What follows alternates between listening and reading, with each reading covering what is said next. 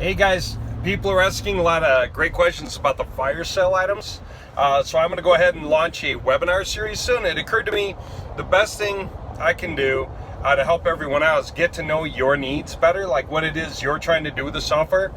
My problem from standing on the inside, of course, after all this development is it's all clear to me. But you guys are like, how do I use it for this purpose or that, or what should I do with it? Or what would I need to run a full campaign the right way?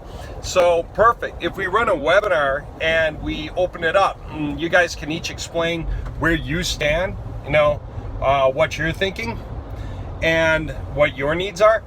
And then we can turn around and hear what each other's saying as well. I think it'll give a lot of people a lot of great ideas and cross-pollinate their understanding of things. So this should be a really good webinar series to record and put out, just so people can listen to it. I think it'll really just turn switches for people and set them on fire as they realize what it is you can do with all this power, and especially now that you can afford it. All right.